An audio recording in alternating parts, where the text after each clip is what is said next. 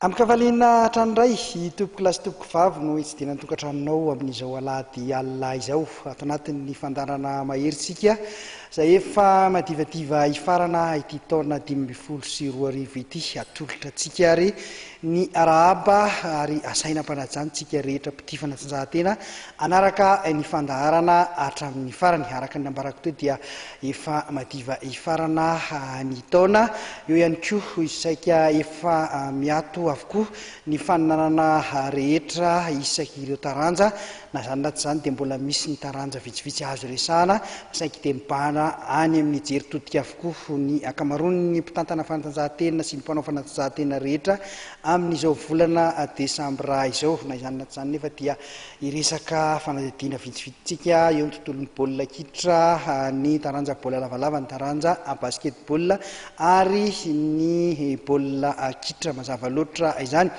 etontsika manomboka ny fotoana ary amin'ity hariva ity dia ny tontolon'ny baolina kitra saina tany mahajanga ho maly sabotsy ny lalao famaranana miverina eo amin'ny fidina ny amboaran-dranomasimbe indianina ho an'ny ekipa tompondaka izany fanotelon'izao no nandrombaka izany amboara izany ny knapsa sport rehefa nandresy ny ekipa ny Saint Paul tamin'isa 10 noro tany toerana ny namana Zakino Rakotomanana amin'ny tatitra antsika izay vaovao izay.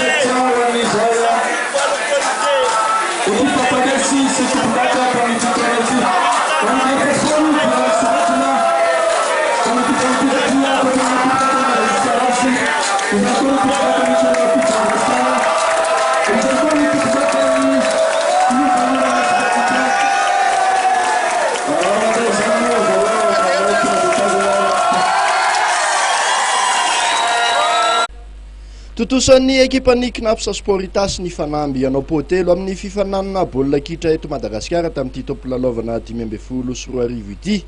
Taorin'ny nandrombany sesy ny anarana mahatompondaka nasionaly sy tompony amboara teto Madagasikara tokoa mantsy dia nobatan'izy ireo indray ny amboaran'ny ranomasimbe indianina ho an'ny ekipa tompondaka Omaly Sabotsy tao amin'ny kianjarabe mananjara Mahajanga.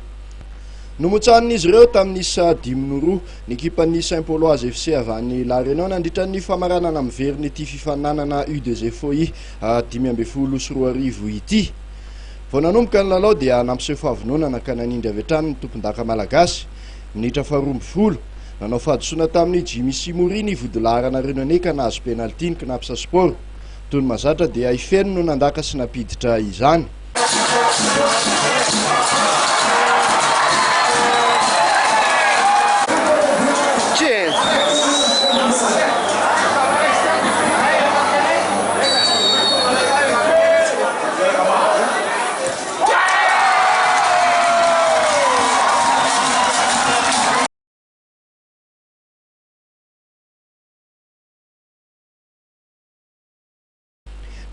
Nitoy hatrany ny tsindry nataon'ny Knapsa Sport taorinan'io nisy vokandray zany teo amin'ny minitra 7 rehefa nanampy ny Saoro injiva.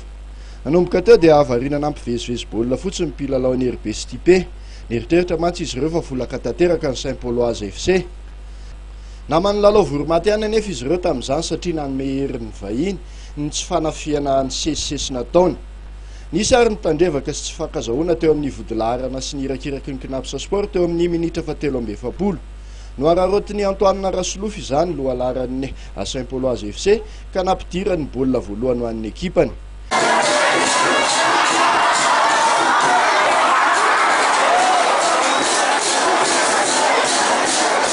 Dia isa ronoray ihany koa no nentin'ny rotota ny ala sasatra.